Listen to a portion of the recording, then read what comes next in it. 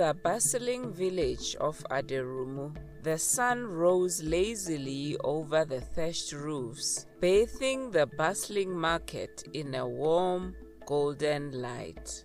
Awero, a young woman of 25, stood beside her best friend Arewa in their small but lively workshop. Together they created the most exquisite garments for the queen. Awero's bald head gleamed in the morning light, a symbol of resilience and inner strength. Despite the harsh comments from her parents about her baldness, she stood tall, embodying the grace and beauty of her creations. Arewa and Awero's life at the Queen's Palace had been filled with joy and purpose, but recent events had stirred painful memories and brought sorrow to the surface. The news of Awero's mother's unexpected arrival and her sister's untimely death weighed heavily on Awero's heart.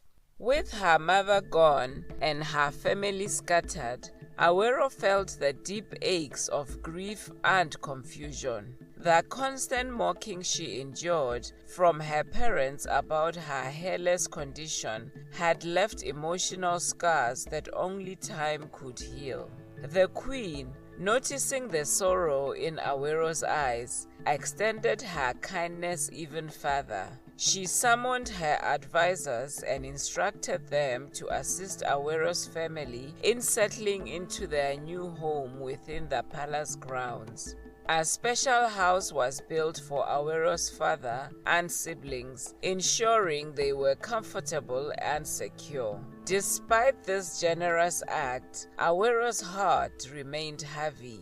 She spent many nights awake, staring at the moonlit sky, reminiscing about her childhood and the tumultuous relationship with her mother, compounded by the relentless teasing about her appearance. Arewa, her faithful friend, never left her side, offering words of comfort and strength. One evening, as the two friends sat in the palace garden, Awero finally opened up about her mother. Arewa, she began, her voice barely above a whisper. I can't shake the feeling that I could have done something to change my mother's heart. Arewa, understanding the depth of her friend's pain, took her hand gently. Awero, your mother was tortured by her own demons. You did everything you could. Her actions were not your fault. Awero nodded, tears streaming down her face. I know, but it still hurts. The days turned into weeks, and slowly, life at the palace began to regain a sense of normalcy. The queen, ever observant, noticed Awero's talent and resilience. She decided to promote Awero and Arewa to higher positions within the palace, recognizing their loyalty and hard work. One morning, as the sun rose over Aderumu, the queen called Awero and Arewa to her chambers. I have a special task for both of you, she said with a warm smile. Our kingdom is organizing a grand festival, and I would like you two to oversee the preparations. Awero and Arewa exchanged excited glances. They had heard about the grand festival, a celebration that attracted people from far and wide. It was an opportunity for them to showcase their talents and bring joy to the kingdom. As they delved into the festival preparations, Awero found herself gradually healing. The vibrant colors, the music, and the laughter filled her days, pushing away the shadows of her past. Arewa, always by her side, ensured that every detail was perfect, and together they created a festival that would be remembered for years. On the day of the festival, The palace was transformed into a wonderland. People from neighboring villages arrived, dressed in their finest attire. The air was filled with the aroma of delicious food, and the sound of drums and flutes echoed through the palace grounds. The highlight of the festival was a grand fashion show where Awero and Arawa showcased their latest creations. The crowds gasped in awe as models walked down the runway, adorned in the most exquisite fabrics and designs. It was a testament to Awero's skill and creativity, and for the first time in a long while, she felt truly proud of herself.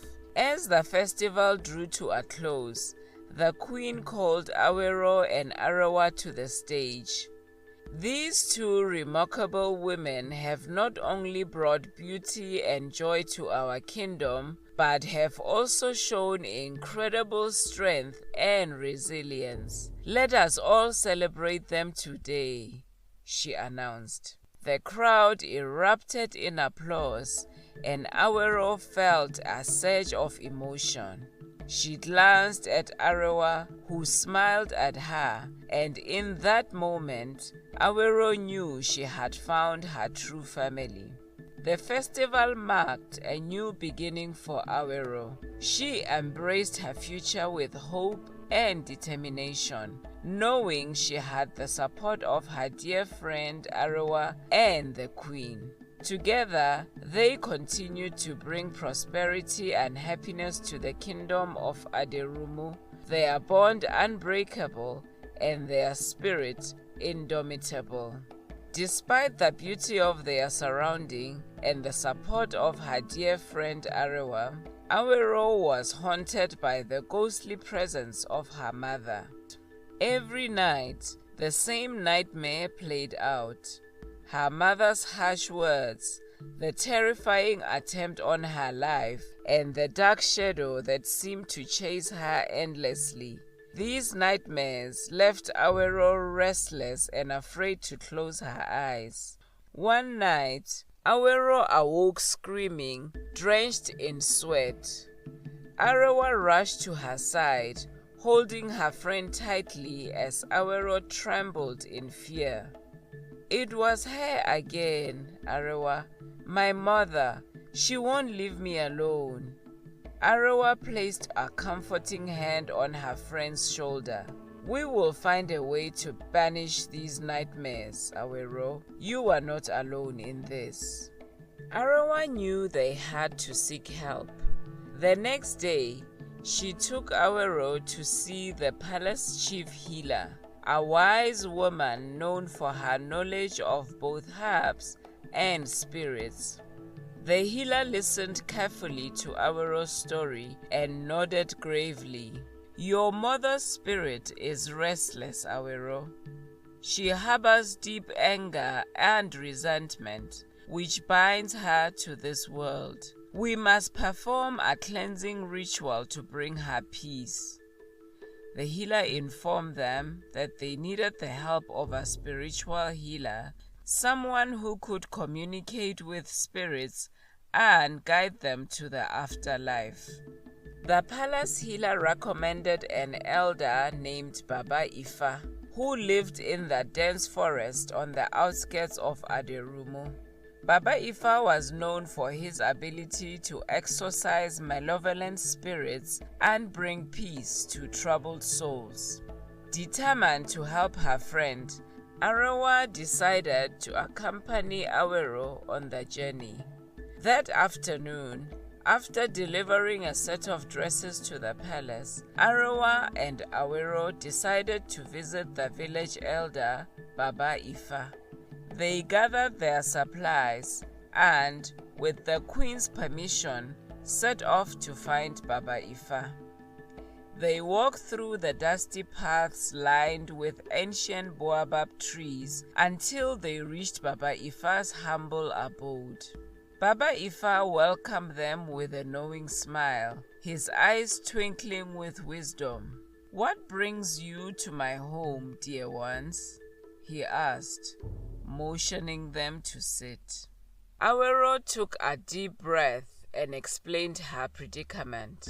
Baba Ifa, my mother's spirit haunts my dreams. I cannot find peace.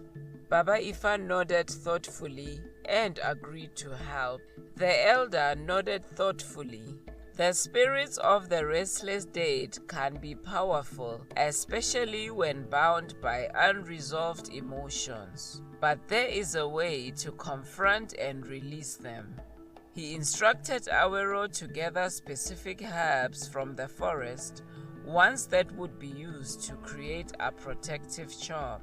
Arewa, ever supportive, volunteered to accompany her friend on this quest. Together, they ventured into the dense forest, their hearts united by the bond of friendship and determination. In the heart of the forest, they found the herbs as described by Baba Ifa.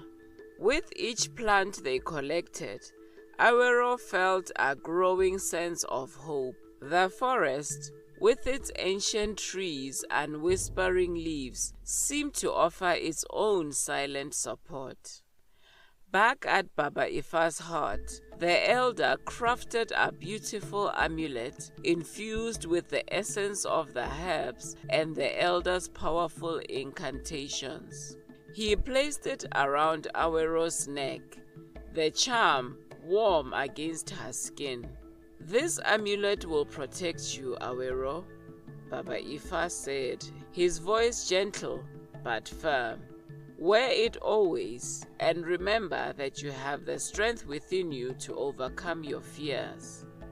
That evening, under the light of the full moon, Baba Ifa prepared a sacred circle with herbs, candles, and symbols drawn on the earth. Awero stood at the corner of the circle, holding a small effigy representing her mother. Baba Ifa began chanting in a deep, resonant voice, calling upon the spirits and the ancestors. As the chant grew louder, Awero felt a chill in the air. Suddenly, a cold wind swirled around the circle, and the ghostly figure of her mother appeared, her face contorted with anger and pain. Awero trembled, but Baba Ifa's steady voice gave her strength. Spirit of the departed, why do you torment your daughter? Baba Ifa asked, his voice echoing through the forest. The spirit of Awero's mother wailed, her voice filled with bitterness. She took everything from me, my joy, my pride. She must suffer as I have suffered. Awero, tears streaming down her face, stepped forward. Mother, I am sorry for all the pain we caused each other.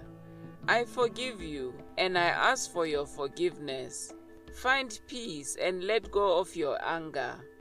For a moment, the spirit seemed to hesitate. Then, Baba Ifa sprinkled a handful of sacred herbs into the fire, causing it to flare brightly.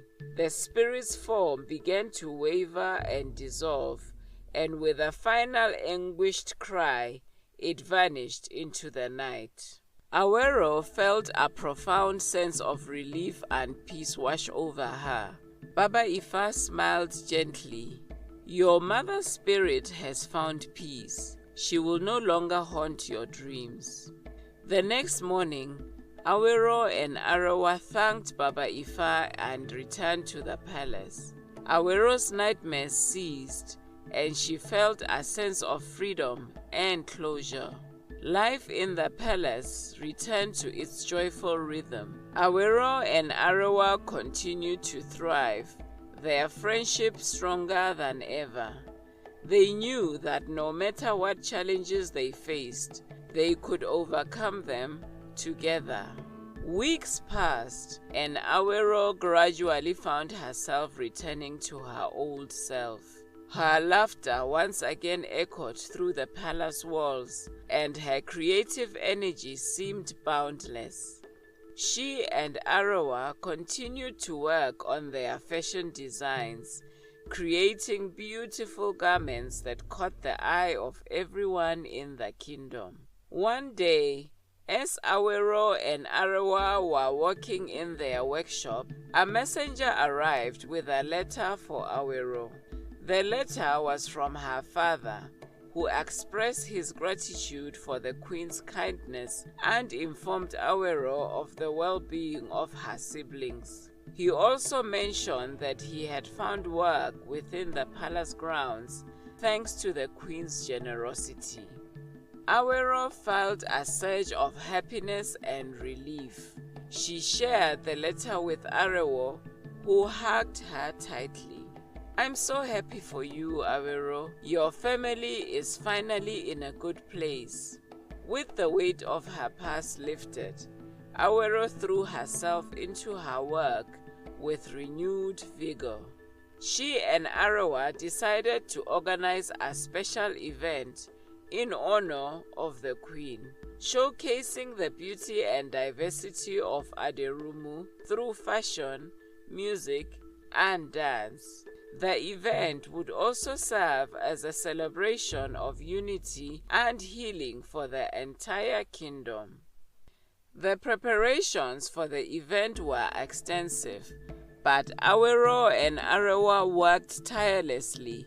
They collaborated with musicians, dancers, and artisans from different villages, bringing together a vibrant tapestry of talent. The palace buzzed with excitement as everyone looked forward to the grand celebration. On the day of the event, the palace grounds were transformed into a breathtaking spectacle. Colorful banners fluttered in the breeze, and the air was filled with the melodies of traditional instruments.